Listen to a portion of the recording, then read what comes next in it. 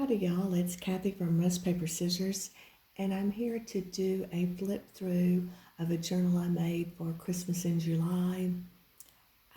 It's a little ring bound journal.